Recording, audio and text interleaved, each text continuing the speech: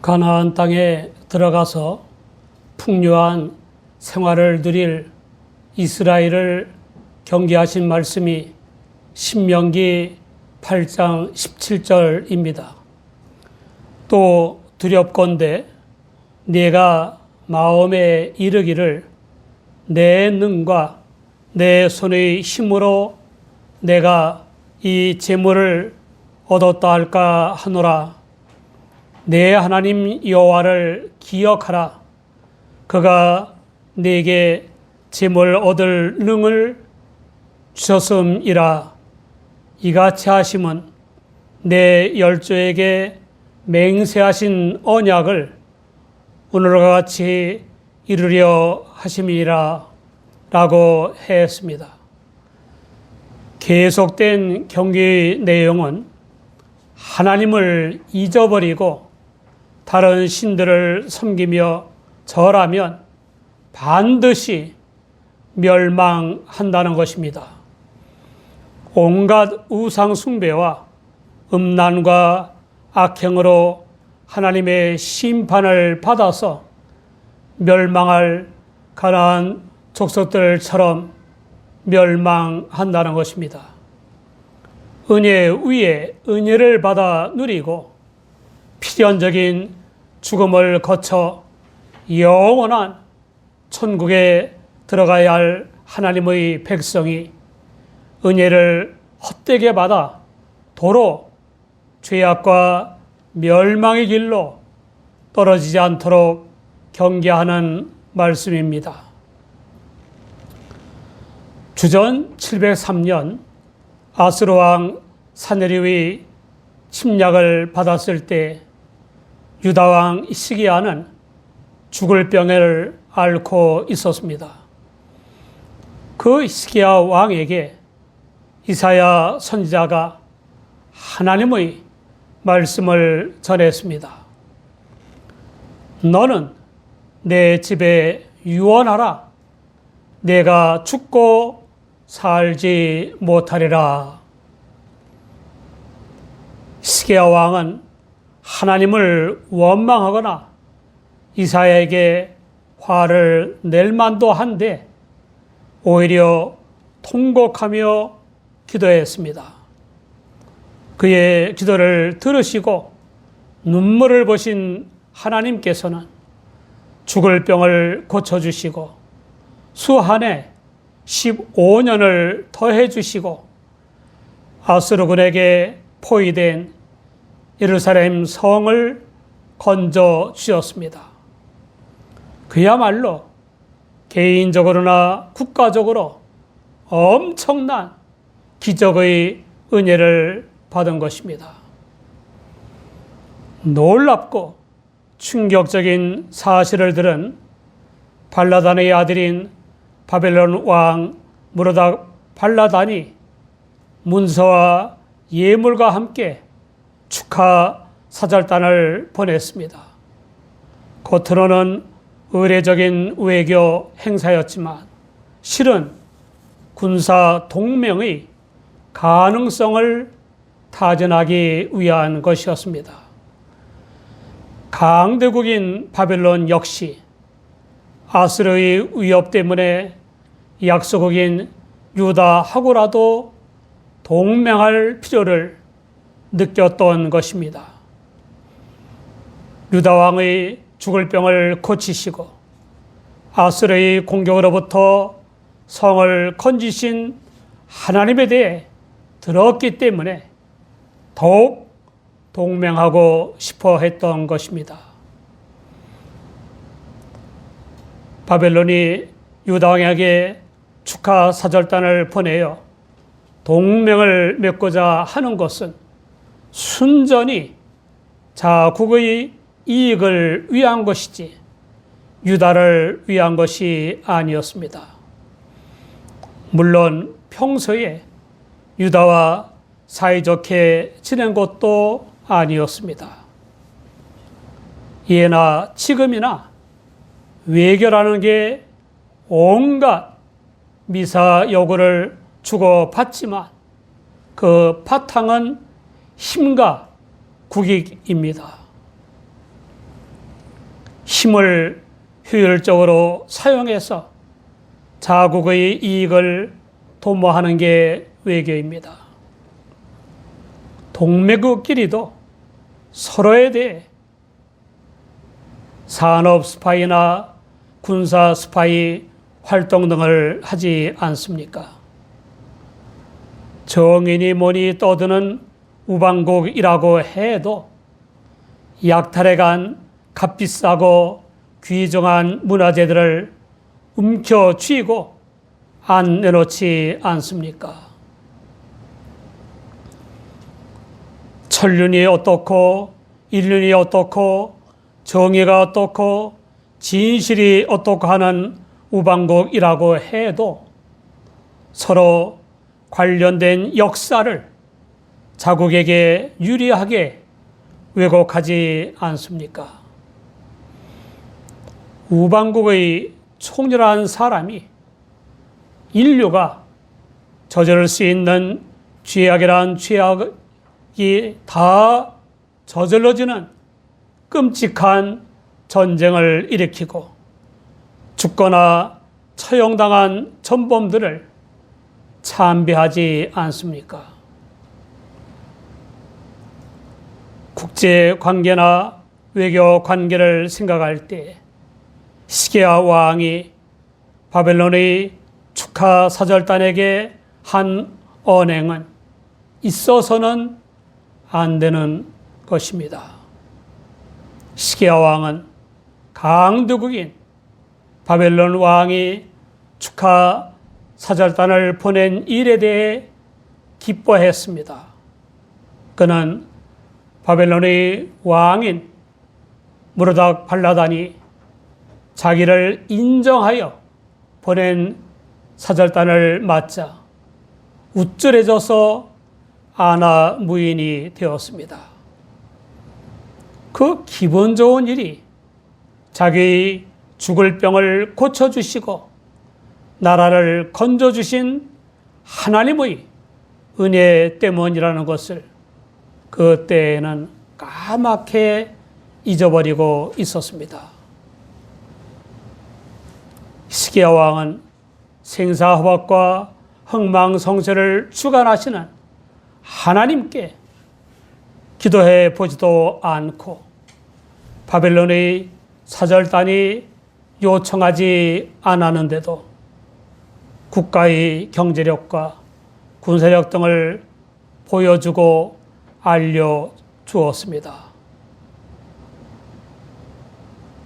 우쭐해진 시게아 왕은 자신을 강대국인 바벨론에까지 과시하고 싶었던 것입니다. 온 세상에 이럴 수가 있습니까? 국가를 망하게 하겠다는 것이 아닙니까? 왕은 자기만 망하면 모르겠는데 국가 전체를 망치겠다는 것이 아닙니까? 역사를 보면 수천 수만 명의 외국의 간첩이 수십 년 걸려 이룰까 말까 한 일을 대신 해주는 통치자와 정객이 있습니다. 개인이나 국가나 영원한 친구도 없고 영원한 적도 없다는 사실을 알아야 합니다. 오늘의 친구가 내일의 적이 될 수도 있고 오늘의 적이 내일의 친구가 될 수도 있습니다. 오늘의 우방이 내일의 적국이 될 수도 있고 오늘의 적국이 내일의 우방이 될 수도 있습니다. 실상 인간 세상의 비일비재한 배신의 대부분은 친구와 우방이 저지른 것입니다. 어쩌면 시게아 왕은 국가 기밀을 다 알려주면서 솔직한 사람이라는 자부심을 가졌었는지도 모릅니다. 이것은 정직과 거짓의 문제가 아니라 지혜와 어리석음의 문제입니다. 지혜로운 사람은 최선의 상황에서 마냥 흥겨워하고 우쭐거리는 대신에 최악의 경우를 생각하며 대비하는 것입니다. 개인이나 국가는 오해가 생기거나 이해관계가 상충되거나 사이가 나빠질 때에는 자기 과시로 말한 비밀이나 믿을 만하다고 생각해서 알려준 비밀 때문에 큰 낭패를 보게 되는 것입니다. 사이가 나빠져도 비밀은 지켜주는 것이 도리이나 그런 사람은 별로 없습니다. 시기야 왕은 이방인들에게 하나님과 하나님의 권능을 증언할 좋은 기회를 자기 자랑으로 날려버렸습니다. 그는 경제력과 군사력을 갖춘 왕임을 널리 알리고 싶었던 것입니다. 그 시기야 왕은 하나님의 생명의 은혜를 헛되게 만들고 말았습니다. 고린도후서 6장 1절에는 우리가 하나님과 함께 일하는 자로서 너희를 권하노니 하나님의 은혜를 헛되이 받지 말라라고 했습니다. 요셉은 전혀 달랐습니다. 감옥에서 임시로 풀려나서 애굽의 바로 곧 왕의 꿈을 해몽하도록 풀려갔을 때였습니다. 특별 사면은 물론 출세할 수도 있는 절호의 기회에 자기를 내세우거나 자신의 영광을 구하지 않았습니다. 요셉은 꿈을 주시는 이도 하나님이시고 꿈을 해몽하는 지혜를 주시는 이도 하나님이시라고 밝혔습니다. 요셉은 범사에 하나님을 인정하여 하나님의 지도를 받는 신앙인이었습니다. 잠언 3장 6절에는 너는 범사에 그를 인정하라. 그리하면 내 길을 지도하시리라 라고 했습니다. 바울 사도는 빌립보서 1장 20절에 나의 간절한 기대와 소망을 따라 아무 일에든지 부끄럽지 아니하고 오직 전과 같이 이제도 온전히 담대하여 살든지 죽든지 내 몸에서 그리스도가 존귀히 되게 하려 하나니 라고 했습니다. 하나님의 은혜로 주님을 믿어 새 생명을 얻었으면서도 하나님보다 자신을 더 내세우고 주님의 영광보다 자신의 영광을 더 구하고 주님의 십자가보다 자신의 아픔에 더 집착하고 주님의 십자가보다 자신의 소유를 더 자랑하는 교인들이 있습니다. 시기야 왕은 자신을 살려주신 하나님을 잠시 잊어버렸지만 하나님은 그의 모든 행동을 낱낱이 보고 계셨습니다. 그리고 때에 맞춰 이사야 선지자를 시기야 왕에게 보냈습니다. 신하들이 히스기야 왕에게 아부하고 아첨하느라 분주한데 이사야 선지자는 담대하게 세 가지 질문을 던졌습니다. 첫째는 사절단이 무슨 말을 했느냐는 것입니다. 이 질문에 대해 히스기야 왕은 대답하지 않았습니다. 둘째는 사절단이 어디서 왔느냐는 것입니다. 히스기야 왕은 바벨론에서 왔다고 대답했습니다. 셋째는 사절단이 왕의 궁전에서 무엇을 보았느냐는 것입니다.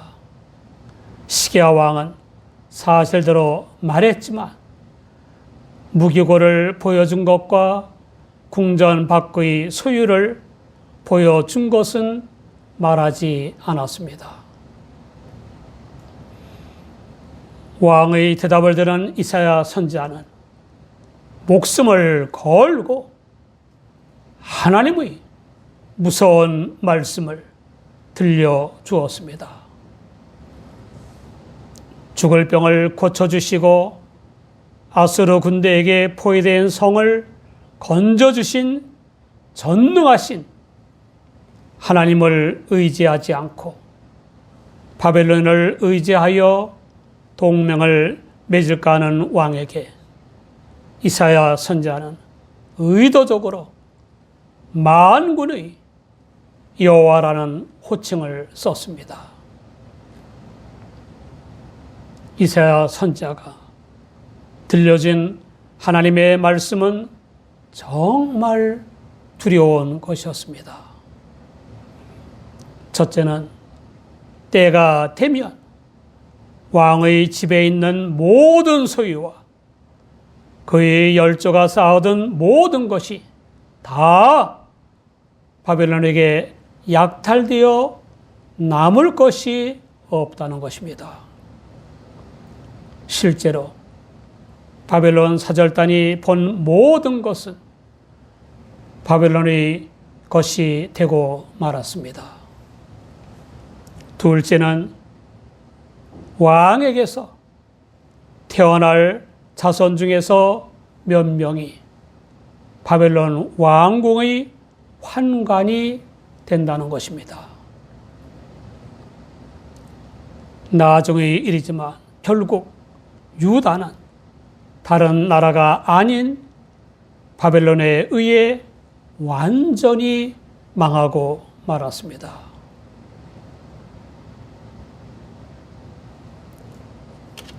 대개 죄악의 값은 그 죄악과 상응하는 것입니다.